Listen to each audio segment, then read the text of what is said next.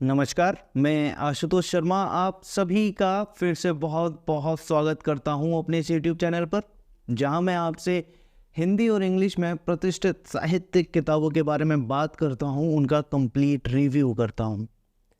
आज मैं आपसे जिस महान चरित्र के ऊपर आधारित किताब के बारे में बात करूंगा, वह भारतीय इतिहास में काफ़ी लंबे समय तक हाशिए पर धकेल दिए गए उन महान व्यक्तित्वों में से एक है जिनके जीवन संघर्षों और कार्यों को काफ़ी लंबे अंतराल तक इतिहास के पन्नों में कोई जगह नहीं मिली।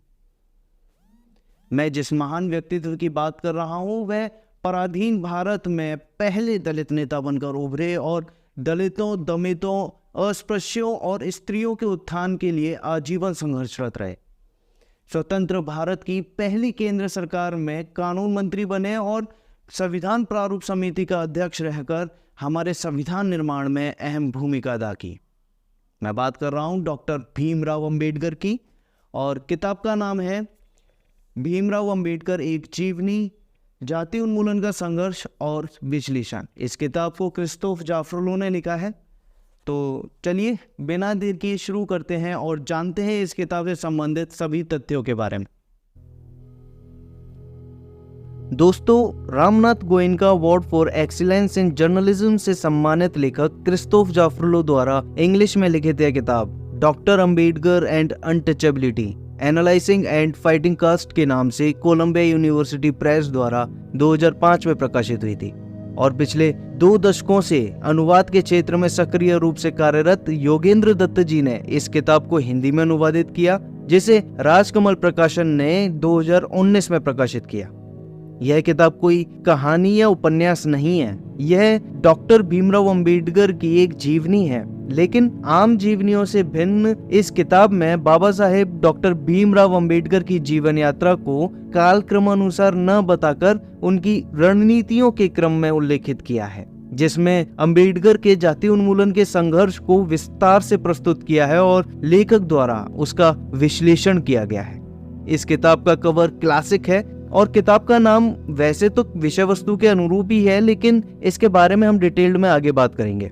जैसा कि राजकमल प्रकाशन की किताबों में जनरली देखने को मिलता है, इस किताब के कवर के पीछे की तरफ किताब की विषय वस्तु के बारे में संक्षिप्त में टिप्पणी की गई है, जो पाठकों को किताब की विषय वस्तु के बारे में जानने में मदद करती है कि किताब किस बारे में है।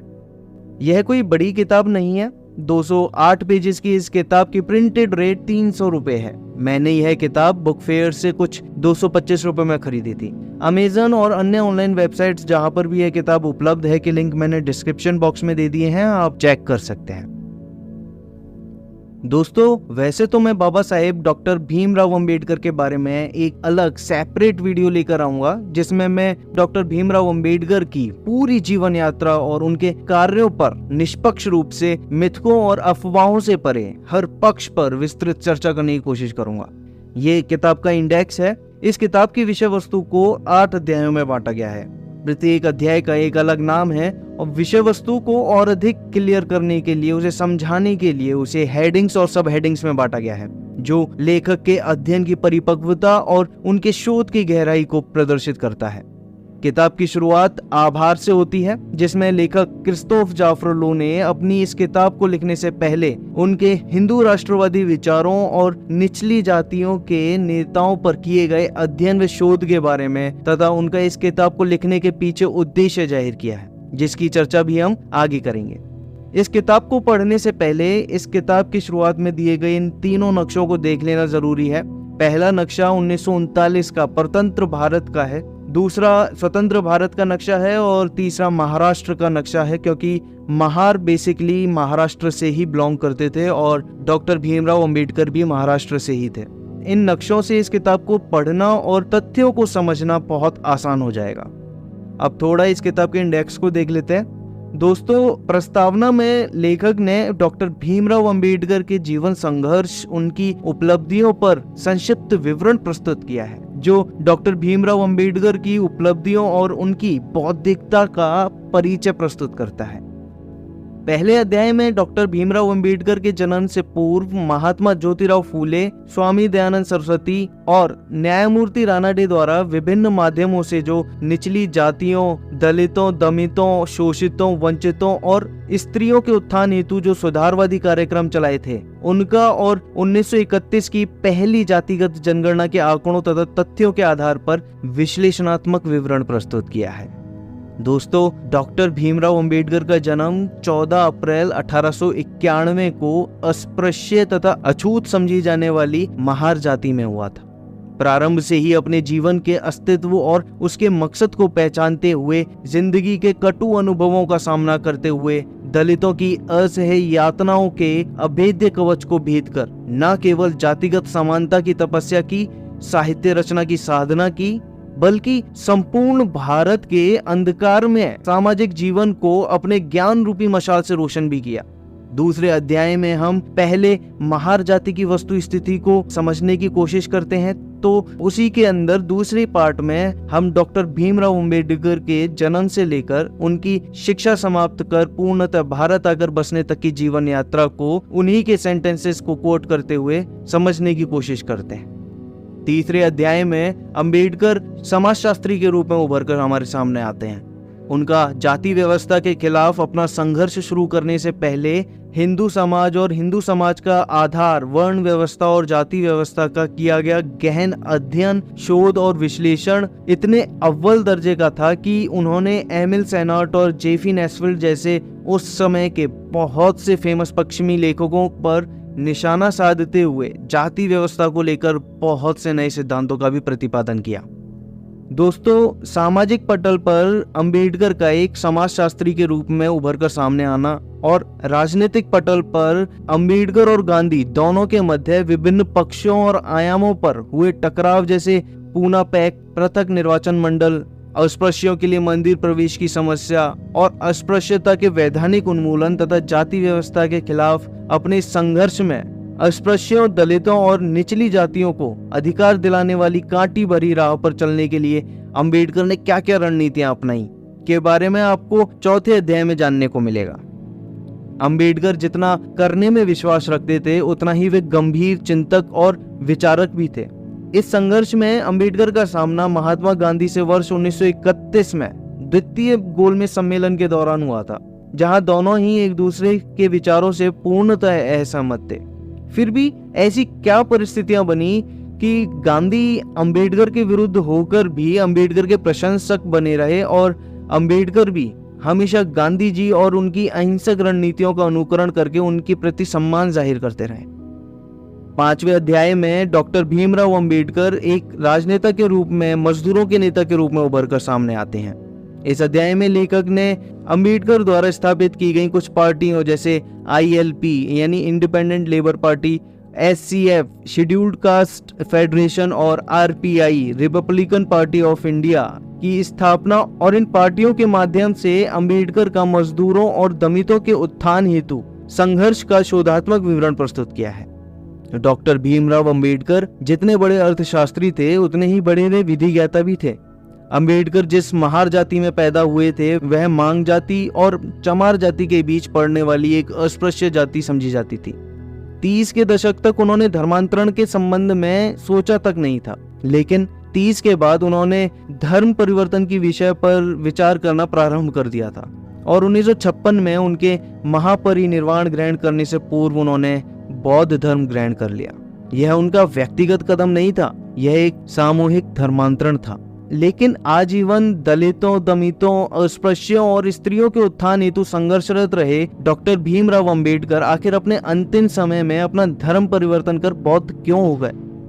इन अंतिम 3 अध्यायों में लेखक ने डॉक्टर भीमराव अंबेडकर का अंग्रेजी सरकार में श्रम मंत्री के रूप में, स्वतंत्र भारत की पहली केंद्र सरकार में विधि मंत्री के रूप में, संविधान प्रारूप समिति के अध्यक्ष के रूप में जो महत्वपूर्ण कार्य संपन्न किए, उनका विश्लेषणात्मक अध्ययन प्रस्तुत किया है। वास्तव में यह किताब डॉक्टर भीमराव अंबेडकर के आजीवन जाति उन्मूलन के संघर्ष और उनके प्रगतिवादी विचारधारा और सोच को बेहतर तरीके से समझाने और उनके जीवन से संबंधित बहुत सारे आयामों को बेहद बारीकी से समझने में सहायक है। यह किताब अंबेडकर के संबंध में समस्त शंकाओं का समाधान पूरे तथ्यों के साथ विश्लेषण करते हुए करती है, जिसे आप ये किताब पढ़ने के बाद ही समझ पाएंगे।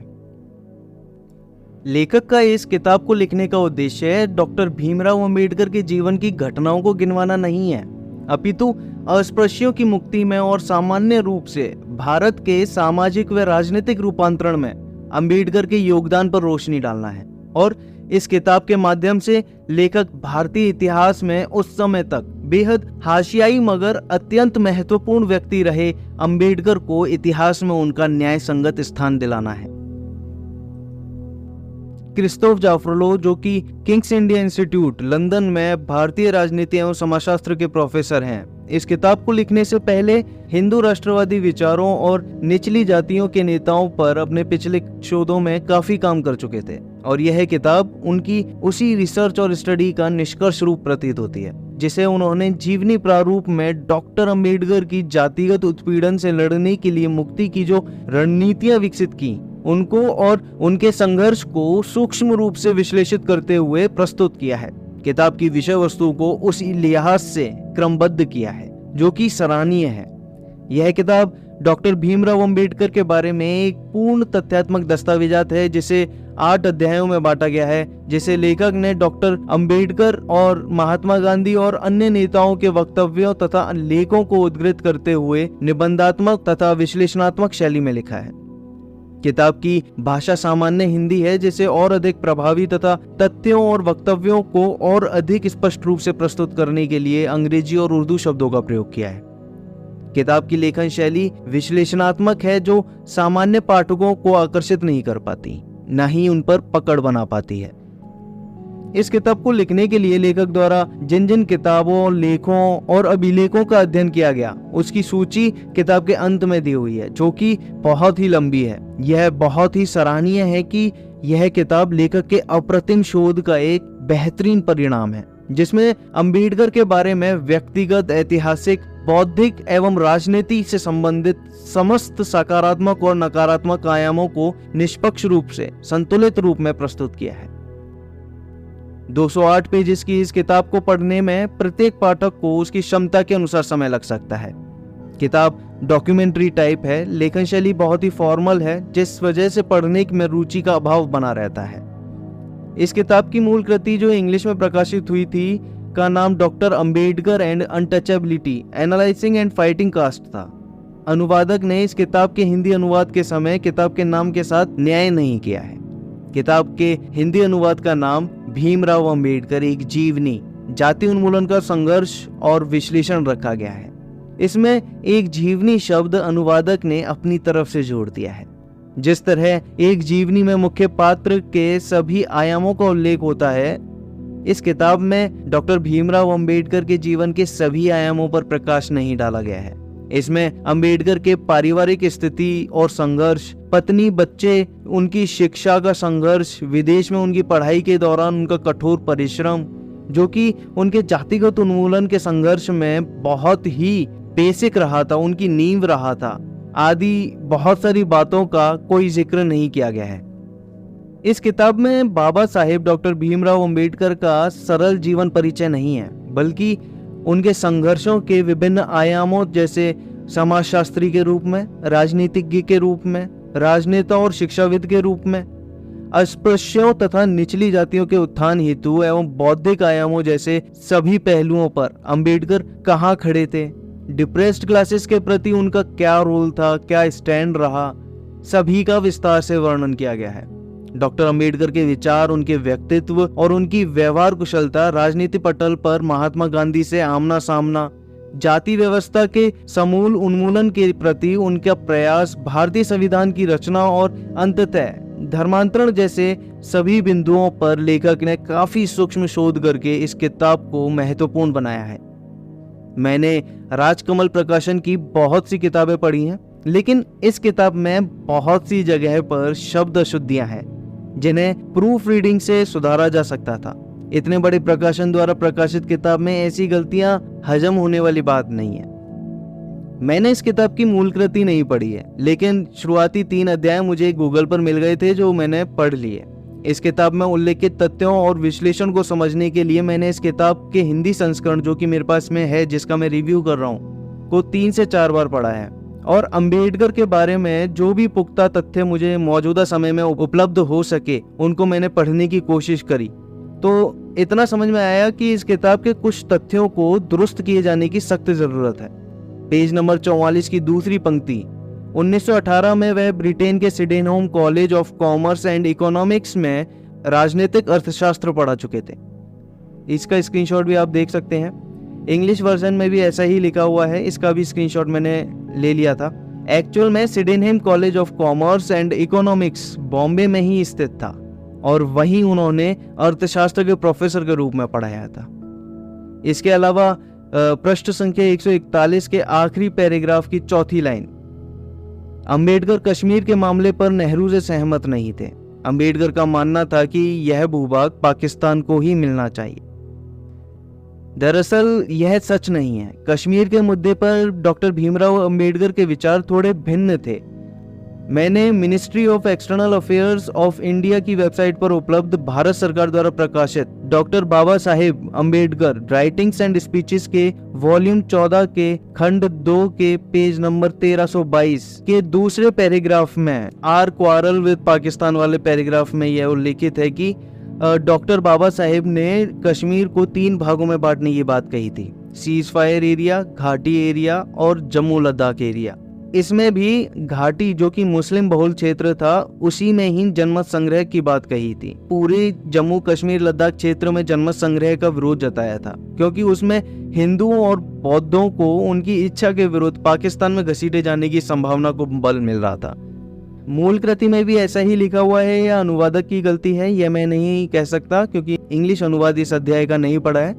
परंतु इतना अवश्य है कि किसी भी महान शख्सियत के संबंध में ऐसे तथ्य नकारात्मक छवि पैदा करते हैं जो सही नहीं है। किताब में संशोधन की सख्त जरूरत है। यह किताब डॉक्टर भीमराव अंबेडकर की जीवनी से अधिक उनके जाति उन्मूलन के संघर्ष और लेखक द्वारा किए गए उनके कार्यों के विश्लेषण पर अधिक केंद्रित नजर आती है। वैसे तो यह किताब उन पाठकों के लिए अधिक औचित्यपूर्ण रहेगी जो डॉक्टर भीमराव अंबेडकर के बारे में, उनके कार्यों के बारे में एक विश्लेषणात्मक अध्ययन चाहते हैं और भीमराव अंबेडकर के बारे में बेसिक जानकारी भी रखते हैं। सामान्य और नए पाठकों के लिए इस किताब के बारे में इतना कहूंगा कि इस किताब को पढ़ने से पहले उनको थोड़ा सा डॉक्टर भीमराव अंबेडकर के बारे में बेसिक जानकारी प्राप्त कर लेनी चाहिए। ओवरऑल अगर मैं इस किताब की बात करूं तो मैंने यह किताब इसके नाम को देखते हुए खरीदी थी, लेकिन यह एक जीवनी से भिन्न एक विस्तृत अध्ययन एवं शोध की किताब है। अगर उक्त वांछित संशोधनों को हटा दिया जाए तो नो डाउट यह एक बहुत ही बेहतरीन किताब है। इसमें अंबेडकर के जातिगत संघर्ष और उनके कार्यों का बहुत ही बेहतरीन अंदाज में विश्लेषण किया गया है। अंत में इस पूरी समीक्षा को देखते हुए मैं इस किताब को 5 में से 3 स्टार रेटिंग देता हूँ। अगर आपने ये किताब पहले ही पढ़ ली है तो कमेंट करके ज़रूर बताएं कि आपको ये किताब कैसी लगी और डॉक्टर भीमराव अंबेडकर की जीवन की कौन सी घटना आपको सबसे अधिक प्रभावित कर सकी। अगर आप ये किताब खरीदना चाहते हैं या पढ़ना चाहते हैं तो लिंक मैंने डिस्क्रिप्शन बॉक्स में दे दिया है। आपको ये वीडियो कैसी लगी कमेंट करके ज़रूर बताएं। बुक रिव्यू, कविताओं और कहानियों के लिए बने रहिए। जल्दी दोबारा मुलाकात होगी। धन्यवाद।